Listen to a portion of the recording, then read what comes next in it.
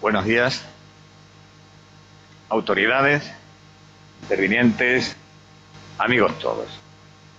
En nombre de la Asociación Colectivo Cultural Chinato, agradecemos la asistencia y la participación en estas 13ª Jornadas del Emigrante, muy concurridas tanto en la noche del viernes con la actuación de Pepe Villuela, como la marcha al Arroyo Grande y la apertura de la exposición de herramientas y útiles de los zapateros y los carpinteros, que tuvieron lugar ayer por la mañana, temprano y al mediodía. De manera especial, como siempre, y además así lo hemos hecho, reconocemos la ayuda, el patrocinio del Ayuntamiento, sin el cual este encuentro anual sería más difícil de llevar a cabo, y que está aquí representado por nuestro alcalde, don Raúl Barrado Módenes, y otros miembros de la corporación, a los que agradecemos también su presencia. Asimismo, merecen una mención especial de gratitud Ricardo Manzano y José Luis Yuste por su colaboración en las jornadas de este año. Y muy sincero y sentido es nuestro agradecimiento a todas las personas que nos han cedido útiles, herramientas, materiales, obras, etcétera, relacionadas con los mundos de la carpintería y de la zapatería. Luis Solana, Rosy Manzano, Carlos Cerro, Marilu Cerro, María Jesús Manzanares, Daniel Canelo, Julián Colina, José Luis González, Luisa Vivas, Carpintería Manzano, Carpintería Tavares. Señalemos también que un buen número de elementos de los carpinteros, aunque nos lleguen de otras manos, proceden del taller de tío Vicente Sindo, es decir, Vicente Manzano Pereira. Así como del otro lado, de los zapateros, son simplemente ejemplos de cómo circulan estas sesiones con tanta amabilidad y tanto agrado. Nos llega el importante legado de Epifanio Manzano Pérez a través de una de sus hijas que acabo de citar. También tendríamos que agradecer la ayuda de muchos profesionales o de los profesionales que nos orientan y que a veces hacen cosas que no tienen obligación de hacer por colaborar con la gente que organiza estas actividades. Cito solo un nombre, que es el de Fabián Ibáñez Curro. Es este uno de los aspectos más entrañables de las jornadas todos los años, la generosa y amable aportación de nuestras gentes chinatas y de otros conocidos, amigos y familiares de fuera. Las jornadas del emigrante, una vez más. Cada año que pasa y llega, decimos, si parece que fue ayer, cuando comenzamos con un encuentro que ya es costumbre para los chinatos. En la línea de preservar del olvido tradiciones, trabajos, este año rendimos homenaje, actualizamos y recordamos a los carpinteros y a los zapateros, en cuyos respectivos talleres, pequeños habitáculos, casi tabucos, algunas veces en el de los remendones, gastaron la vida muchos paisanos y algunos forasteros que se asentaron en el pueblo haciendo lo suyo. En uno y otro grupo de profesionales, trabajadores, artesanos de la carpintería y la zapatería, nos hemos centrado en los más lejanos en el tiempo, aunque el homenaje de esta jornada se extienda a todos los carpinteros y todos los zapateros de ayer y de hoy, incluidos los que trabajan y conviven con nosotros en nuestro tiempo, es decir, los coetáneos.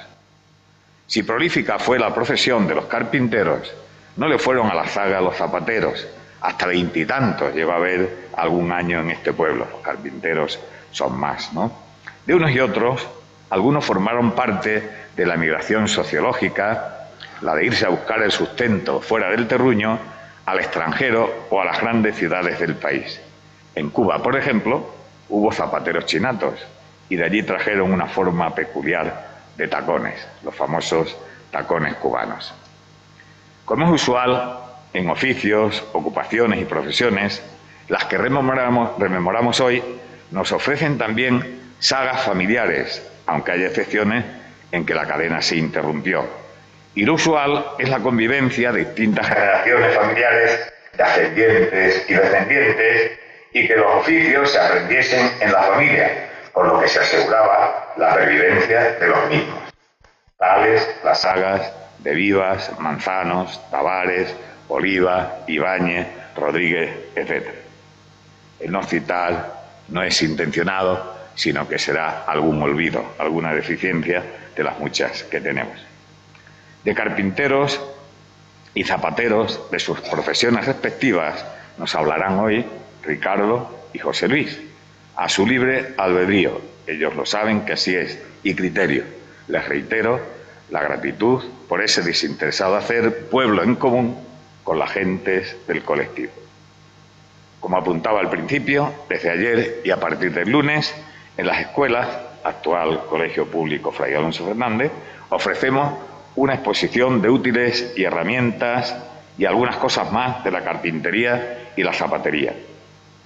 Permanecerá abierta en horario de 10 a 13 horas en la planta baja, en la galería, la planta baja del centro educativo, durante toda la semana que entra, hasta el domingo, día 14 incluido.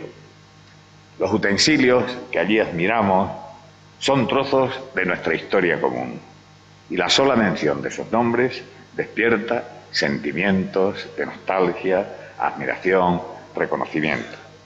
En ellos late mucha vida y peripecias de quienes nos usaron en la tarea diaria de conformar puertas y ventanas, armarios o cómodas, mesillas o alacenas, o en la de cortar, coser, ahormar borceguines, decíamos aquí, o sandalias, las sandalias, botas o zapatos, majuelas o cabos de cáñamo y cerote. Quisiera darle a mis palabras la consistencia de esos cabos con cerote, de esas colas y masillas, para unir esta historia dispersa en un documento inolvidable, testimonio de un ayer que algo tendrá que ver con el hoy que somos y configuramos hacia el mañana de quienes nos sobrevivirán. Un ayer que rememoramos con interés y admiración, unas actividades con sus actores, los cuales tuvieron gran importancia en la vida de los chinatos. Hemos recogido los nombres de todos los que hemos logrado recordar, de todos los que nos han podido dar, en la relación que aparece al final de la proyección y en los paneles de la exposición. No es una relación exhaustiva ni ordenada. Por ello pedimos disculpas por posibles omisiones u olvidos, que de producirse solo responden a esa falta de datos informativos y a las muchas carencias que tenemos. Humanos somos y errare humanum es.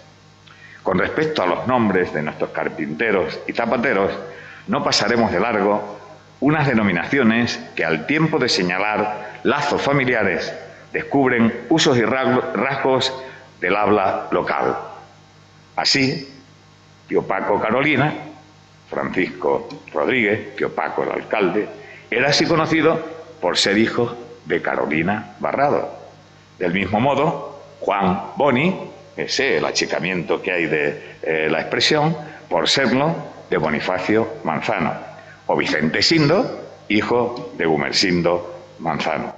Me da también, yo creo que así es, que Agustín Carlos Fernandito era hijo de una mujer que se llamaba Fernanda. Y, por citar un caso más, el de Pedro Rubio Salvalete, que era hijo de Salvador Rubio, que hay una modificación más amplia en el nombre, ¿no? Bien, cosas curiosas y muy entrañables para todos. O esas curiosas coincidencias también en que se unen elementos muy diferentes de la tradición, como el que una canción típica de bodas, el tirapié, coincida con el nombre de un útil de zapatero, la tira con que se sujetaba al muslo la pieza del calzado que se estaba haciendo o reparando. En fin, cuántas historias, vivencias, trabajos primorosos de unos y otros podríamos ocuparnos, y que sin duda los familiares recuerdan con emoción, pero el tiempo de ahora, el de hoy, nos apremia. Permítaseme, no obstante, un recuerdo muy especial para Ricardo Fernández Jiménez, ebanista, fallecido hace unos meses, que ya jubilado y apoyado por el Ayuntamiento, llevó a la práctica de forma altruista una escuela-taller de carpintería en que aprendieron jóvenes chinatos en paro. Resumamos en él el homenaje a todos los zapateros y carpinteros que ya nos dejaron y que tanto enseñaron de sus oficios a los demás. Y sin más, les voy a dejar con Ricardo y José Luis. Muchas gracias por habernos acompañado en estas jornadas que concluyen hoy, con un vino, una sangría y un pequeño aperitivo que compartiremos al finalizar este acto. Buenas tardes.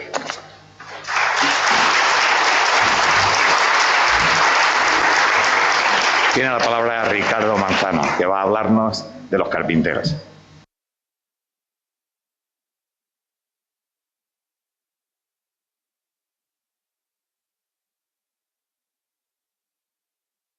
Bien, buenos días a todos.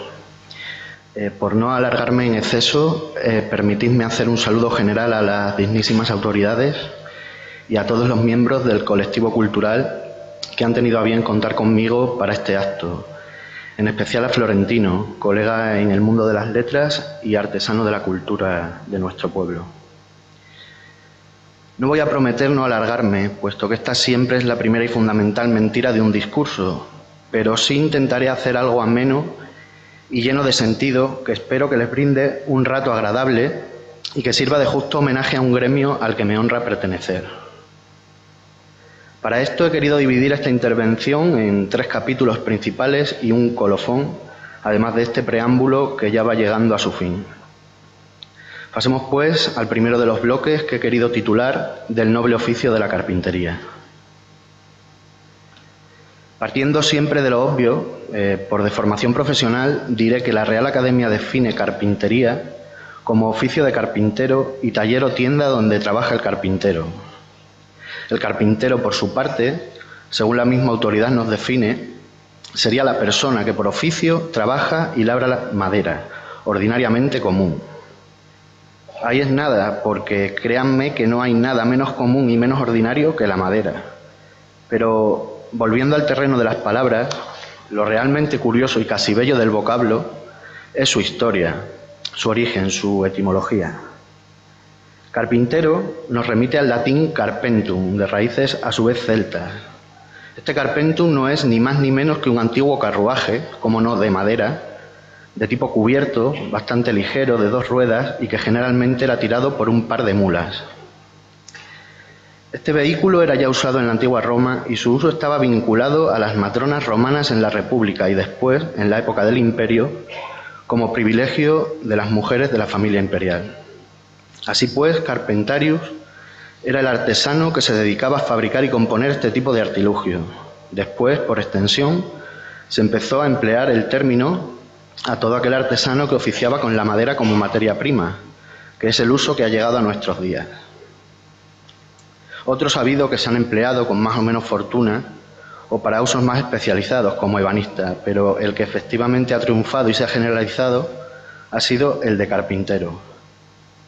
Así pues, un artesano que trabaja con madera, un artesano que comenzó haciendo carros, que continuó creando mobiliario, utensilios de cocina o aperos de campo, para culminar con la fabricación de puertas, ventanas y hasta elementos decorativos. No me dirán que no hay variedad. ¿Y por qué la madera? La madera, porque si nos ponemos técnicos, posee una serie de cualidades, como la dureza, cierta ductibilidad, maleabilidad y tenacidad, gran poder aislante tanto térmico como eléctrico y gran poder de conducción del sonido que la hacen ideal para innumerables cometidos. La madera, porque si nos ponemos poéticos, es una materia viva, como le encanta repetir a mi padre. Es un material natural que en algún momento ha estado efectivamente vivo, al contrario que los fríos metales o los inocuos plásticos, y que por eso puede ser objeto casi de veneración y puede conferir al hogar que lo posea cierta alma. No en vano, la madera tiene ese algo atávico de servirnos de sostén en nuestra marcha y nuestra partida en esta vida, en la cuna y el ataúd. Pero avancemos algo más en el tiempo y volvamos a lo prosaico para llegar al siguiente bloque que he querido titular de sagas, historias y recuerdos varios. A mi entender, nuestro pueblo, en efecto, fue un entorno ideal para que surgieran grandes carpinteros que crearan no solo escuelas, sino estirpes casi gloriosas de notables profesionales por 2 razones principales. La primera, más subjetiva y antigua, es esa cierta tendencia y gracia natural que tiene malpartida hacia lo artesano y que no es privativa, sino más bien extensiva a todo entorno rural. Y aunque quizá no esté demasiado bien que nos lo digamos nosotros mismos, efectivamente, a lo largo de la historia, el chinato se ha caracterizado por poseer cualidades para el mundo manual, artesano, para crear todos desde casi la nada, para dar buena forma, apariencia y utilidad a cada materia prima. La segunda de las razones, más objetiva y moderna en el tiempo, es una característica tan propia de la idiosincrasia chinata como lo pudiera ser aquel habla que también acertara a describir el dialectólogo Diego Catalán, el oficio de la construcción. Y es que un pueblo de insignes albañiles, de prestigiosos contratistas y de tan notable fama en este campo, no podía menos que tener tendencia a crear también innumerables profesionales que se dedicaran a estos oficios que llamamos auxiliares de la construcción. Y efectivamente los hay y los hubo. Pero esto de las sagas es un ejercicio bien complejo en el que siempre se corre el riesgo de quedarse a alguien en el injusto olvido. Por otro lado, ustedes me van a perdonar, puesto que si de memoria se trata, quizá por mis años soy de los menos indicados en esta sala para ser autoridad en la materia. Por otra parte, este ejercicio de documentación casi historiográfica bien lo pueden hacer expertos y no dejarán de hacerlo tan bien y tan bien la gente del colectivo que cuenta con tiempo y fuentes harto fiables. Por eso les propongo hacer el ejercicio a medias y que me permitan que hable de las sagas que han sido y aún son desde mi experiencia. Y ante la escasez y frialdad de los datos les puedo obsequiar con recuerdos e historias. Si hablamos de sagas y de carpinteros de Malpartida, tendremos que hablar de apellidos como Oliva, Tavares, Manzano. Sin duda, Tío Blas es la cabeza de una de las sagas emblemáticas del oficio, sucedido en las personas de sus sobrinos. Y al mencionar a los Tavares, debemos citar nombres como Santiago, Nemesio o Juan Antonio, que nos darán un ejemplo de una floreciente industria que avanza firme en la generación contemporánea con Adrián. Y fuera de estas, y sin atendernos a criterios de dinastía, se podrían citar cantidad de nombres, por supuesto, pero tan alta responsabilidad no ha de recaer sobre este pobre orador que, aun pretendiendo ser exhaustivo, no lo lograría, por lo que paso a relatar de memorieta recuerdos y piezas sueltas que bien podrán conformar cierta historia de mi propia saga. Para empezar, diré que los Manzano, como buen árbol que somos, contamos con varias ramas que, si bien parten de un tronco común, se disgregan con el paso de los años. Y este es el caso del primero de los nombres que me viene a la mente, el de Vicente Manzano, por la vecindad que tenía con mis abuelos maternos y aun por la amistad que une a mi familia con sus hijos y nietos. Como no nos vamos a andar con remilgos a estas alturas con el tema de los apodos, porque uno no es chinato hasta que no tiene, o más bien le ponen, un mote, digamos que mis memorias de tío Vicente Sindo son pocas y difusas. Apenas si recuerdo un pequeño taller allá arriba en el rincón tan emblemático de la puerta de la iglesia. Pero me consta que allí en tiempo se trabajó la madera. Sí es cierto que tío Vicente no creó una saga de carpinteros, no lo es menos que junto con tía María creó una de artistas que perdura en Vicente y Marucci, y ya solo por eso merecen especial mención. Hasta donde me cuentan mis mayores, el bisabuelo Bonifacio, que además de legarnos el negocio, nos dejó el mote, montó carpintería con su hermano.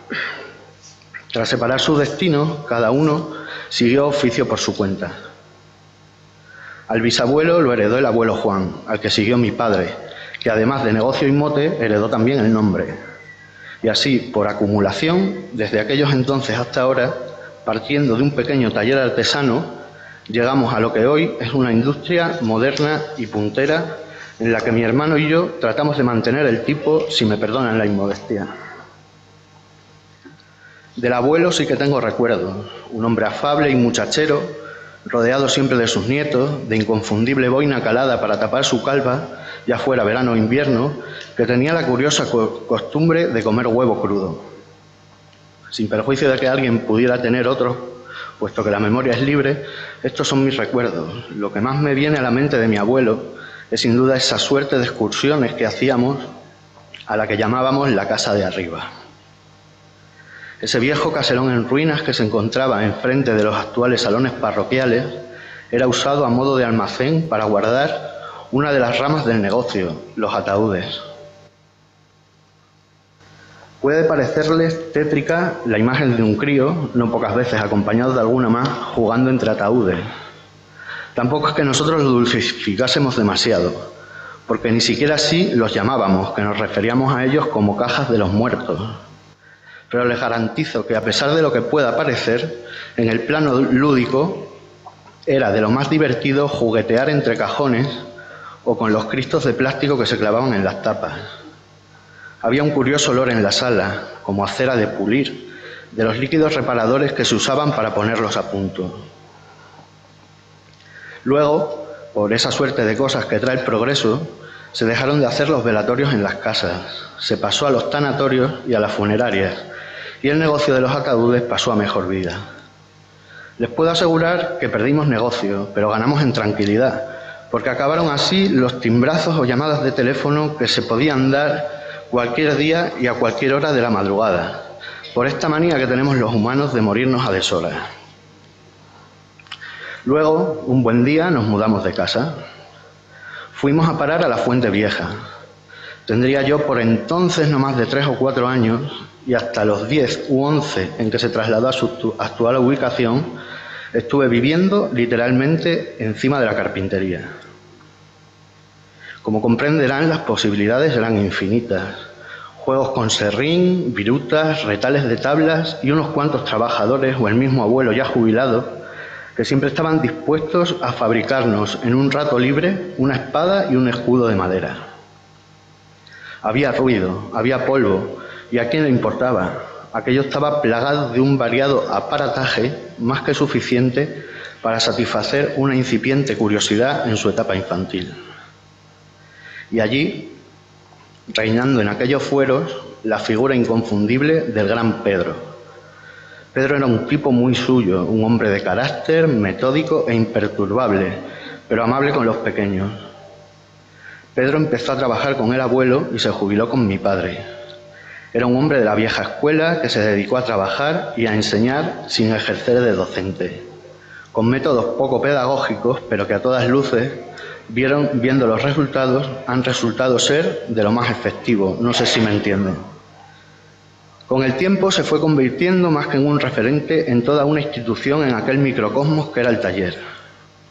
Tenía sus propias costumbres, se regía por sus propias normas y ya podía venir el compañero, el jefe o la mismísima autoridad laboral competente, que el modus operandi del buen Pedro estaba fuera de toda cuestión. Más que nada porque él nunca lo permitió. Con el traslado de la carpintería a la nave de la carretera comienza la expansión del negocio.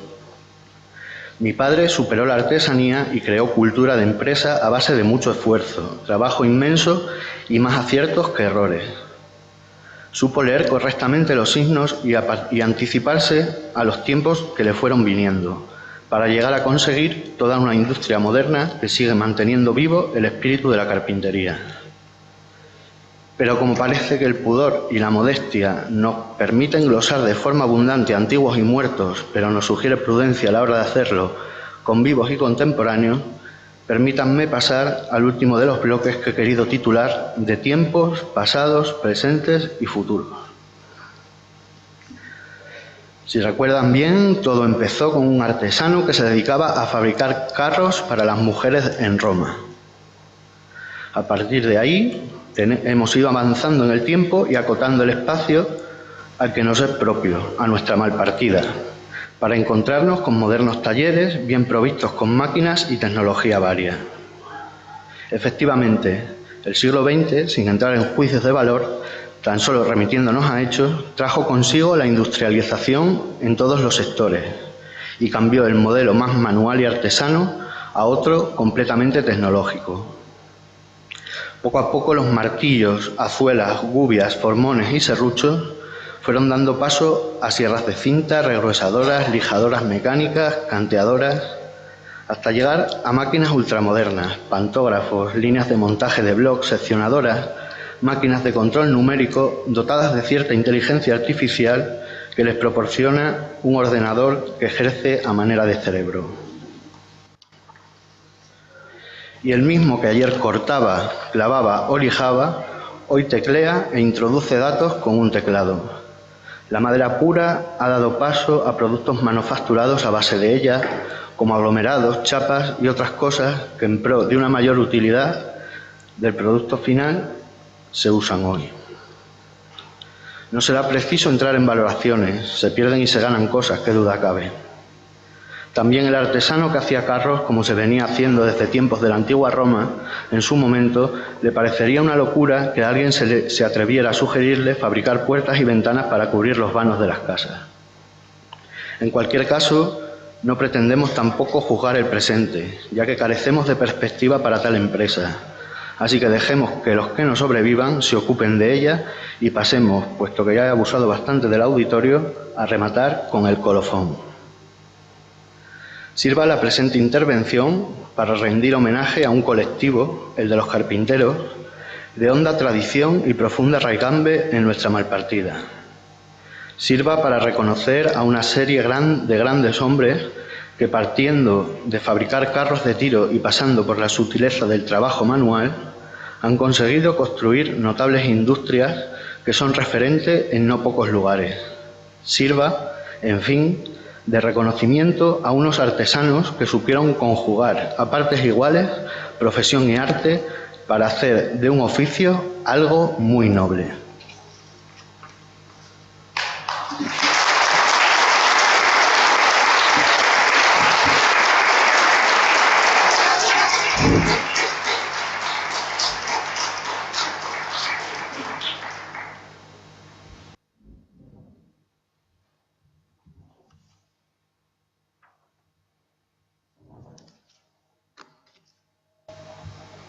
Buenos días. En primer lugar, quiero y debo dar las gracias al Colectivo Cultural Chinato por su esfuerzo, trabajo y sacrificio en beneficio de la cultura y la recuperación de nuestras costumbres, nuestras raíces y, como en este acto, por hacer justicia a dos gremios de artesanos que dejaron muy alto el buen nombre y quehacer de nuestro pueblo, como son los zapateros y carpinteros chinatos. La mayoría de los que estáis aquí sabéis quién soy. Pero por si alguno de los más jóvenes no me conocéis ni sabéis de mis raíces, os diré que soy hijo de Casimiro Yuste Tomé, uno de los zapateros que hubo en nuestro pueblo y que dedicó la mayor parte de su vida al oficio y arte de hacer y reparar zapatos, y se conocía en el gremio con el nombre de Casimirín el Zapatero. Una vez dicho esto, y hurgando en el baúl de mi memoria, quiero hablaros de los recuerdos que tengo de mi padre trabajando en el taller de zapatería. Ahora mismo lo estoy viendo con su mandil sujeto al cuello y atado a la espalda que le protegía el pecho y las piernas, prenda que era imprescindible en todos los zapateros. Jamás se veía trabajar a un zapatero chinato sin su mandil puesto. Todo lo que diga o exprese aquí, deseo hacerlo extensivo y válido a todos los zapateros del pueblo, puesto que el oficio, las costumbres, los sacrificios para aprenderlo y hasta la herramienta eran comunes en todos, puesto que todos eran verdaderos y sacrificados artesanos, y aunque quizás cada uno trabajaba el cuero según su maestro se lo había enseñado, ya que, como dice el refrán, todo maestrillo tiene su librillo, todos tenían en común el mismo oficio, y lo ejercían con amor, profesionalidad y una entrega sin límites. Todos, absolutamente todos. No tengo ninguna duda de ello y estoy totalmente convencido. Una vez que estos aprendices de zapateros habían aprendido bien el arte de hacer y reparar todo tipo de calzado y sus maestros le daban el visto bueno, solían empezar a trabajar por su cuenta y montaban su propia zapatería. La mayoría de estos artesanos provenían de familias humildes, por lo que no disponían de medios para poder montar un taller como tal, y en muchísimos casos no les quedaba más remedio que instalarse y empezar a trabajar en la casa donde vivían con toda su familia. Entenderéis que este hecho de tener que compartir casa y taller acarreaba algunos inconvenientes, aunque lógicamente también tenía algunas ventajas. Entre los inconvenientes más comunes destacaban la falta de espacio para poder desarrollar el trabajo con libertad y comodidad, sin molestar a los demás miembros de la familia, ya que la mayoría de las veces, y como ocurrió en el caso de mi padre, la zapatería la instaló en el comedor, que era el sitio donde hacíamos la vida en común, compartiendo por lo tanto su mesa de trabajo con todas sus herramientas y zapatos esperando de su reparación, con la mesa camilla a donde nos teníamos que sentar todos. Una de las ventajas de estar tan cerca de él era que le dábamos compañía. Siempre estábamos viendo trabajar y de vez en cuando le ayudábamos en alguno de los procesos de su trabajo, tales como ayudarlo a hacer el cerote, el engrudo y alguna que otra cosa cuando precisaba ayuda. La base principal del cerote era la pez. La pez es una resina en forma de piedra y color acaramelado y la tendían encima de un papel. La machacaban bien con uno de sus martillos y una vez triturada la metían en un puchero, añadiendo a la pez un poco de cera o de aceite y lo ponían todo a la lumbre hasta que la pez se derretía y pasaba a estar en estado líquido. Entonces apartaban el puchero, lo echaban un poco de agua y antes de que la pez se volviera a solidificar, todavía muy caliente, iban cogiendo trozos y lo amasaban con las manos, haciendo bolas o cilindros, con los que después impregnarían los cabos conforme los iban usando, para que estos cabos fueran más duros e impermeables al agua, y con esto evitaban que después los zapatos se calaran por las costuras. Antes he dicho que machacaban la pez con uno de sus martillos. He dicho esto porque eran varios los que tenían. Los tenían de diferentes formas y los empleaban según sus necesidades para el trabajo que fueran a realizar, destacando uno que no se me olvida jamás, largo y fino, que lo usaban para clavar tacones y para sentar la suela en los lugares difíciles de acceder con otro tipo de martillo más grande. Era digno de ver con qué fuerza y maestría los zapateros hacían los cabos.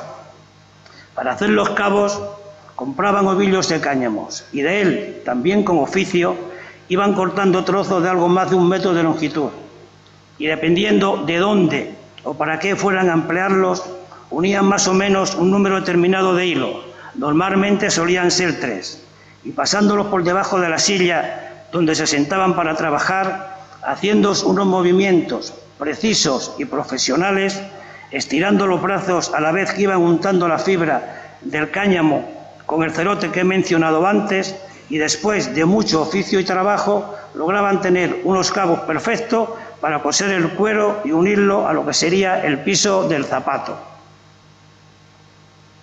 Una vez que ya tenían hecho el cabo, lo cortaban en trozos más pequeños para manejarlos mejor. Estos zapateros, además de coser con aguja, también lo hacían insertando a la punta del cabo un pelo de jabalí que hacía la guía del cabo y cumplía las mismas funciones que la aguja, cuando no mejor, ya que gracias a su dureza y flexibilidad lograba dar puntadas a donde no podían llegar las agujas y en sitios más delicados. Esto se denominaba coser con cerda. Las agujas eran de acero muy duro y las había de distintas medidas en cuanto a diámetro, forma y longitud. Una vez que ya estaban las agujas o la cerda prestas y dispuestas, con los cabos insertados en ellas, listas para empezar a coser y unir el cuero con el piso, el zapatero se encontraba con otro problema. Y este era que debido a la gran dureza de estos materiales, ni la aguja ni la cerda por sí solas sería imposible poderlas clavar, por lo que era preciso que los zapateros emplearan otra herramienta a la que llamaban la lezna. Estas también eran de medidas y formas diferentes, dependiendo para el uso que se la fuera a necesitar. La lezna era una especie de punzón de acero con una punta muy afilada y en el otro extremo tenía un mango de madera para poderla sujetar y clavarla en el cuero y en el piso del zapato. Y por ese mismo agujero que había dejado la lezna, el zapatero aprovechaba para meter la aguja o la cerda y dar la puntada, unirían ambas partes del zapato y así, una y otra vez, guardando de forma milimétrica la distancia de una puntada a otra, se lograba que piso y cuero formaran una sola pieza, un zapato o una bota. El engrudo era una especie de pegamento hecho con harina y agua. Lo hacían diluyendo la harina en un poco de agua sin que se formaran grumos y después añadía un poco más de agua y se ponía a hervir. moviéndolo con cuidado para que no se pegara o quemara. Lo empleaban para unir el cuero más flexible y suave y sobre todo lo utilizaban en las uniones más flexibles del calzado. Estos zapateros no solo hacían zapatos o botas o sandalias, sino que también reparaban los viejos y usados, porque cada vez que a algún cliente se le rompía alguna cosa, acudían a la zapatería que le cambiasen la pieza rota, bien fuera la pala, la talonera o el piso que se había roto, y reemplazarlo por otro nuevo, y con ello el zapato volvería a quedar listo para su uso otra vez. Lo ponían en la puntera del piso una chapa de acero en forma de herradura para evitar el desgaste en esa zona, y si llegaba el caso y el cliente lo pedía, también se lo ponían en el tacón. Esto es lo que se denominaba echar un remiendo, y por ello algunas veces, en tono de guasa, broma o burla, se les decía zapatero remendón. Los pisos eran de suela o de goma, y los cortaban con unas cuchillas tan afiladas y precisas que más bien se asemejaban a cuchillas de afeitar, cuchillas que cada vez que perdían su filo, ellos mismos se lo volvían a recomponer, afilándolas con una piedra de afinar que tenían para tal fin.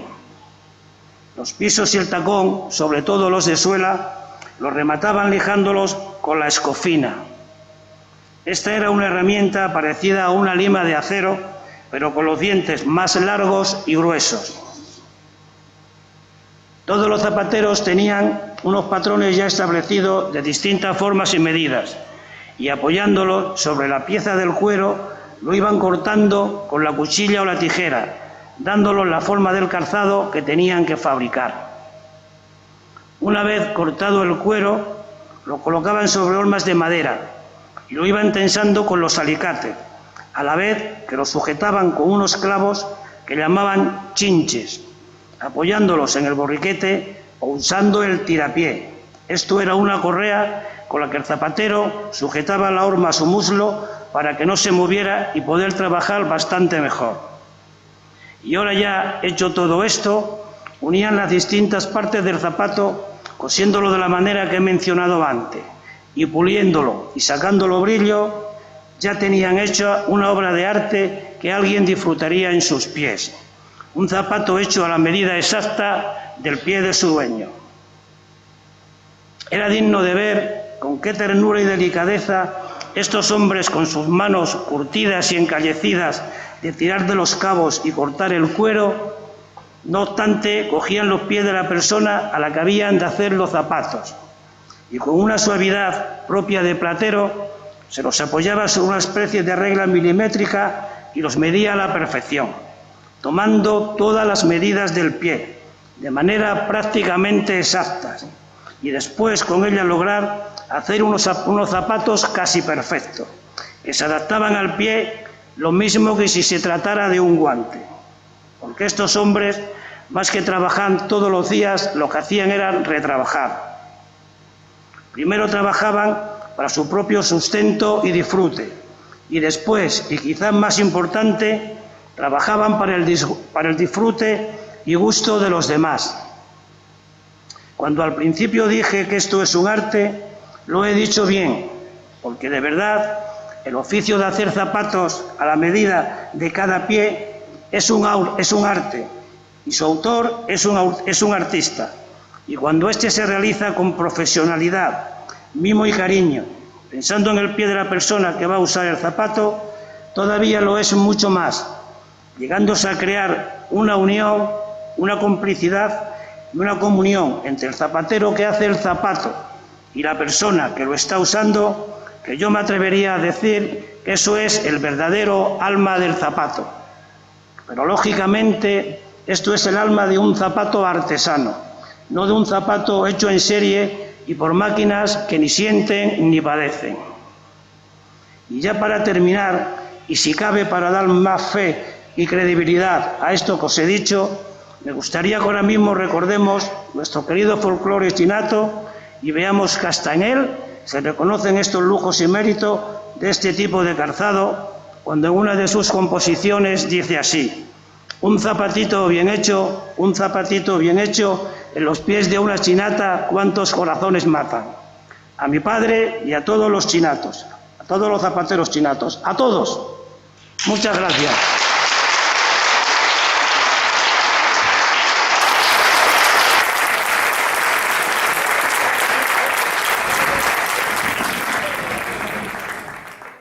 A la gente que recordábamos hoy, quiero centrarnos en la persona de Blas Oliva, que ha hecho el esfuerzo de venir a acompañarnos hoy aquí con María, su mujer. En ello representamos lo que hoy queríamos decir.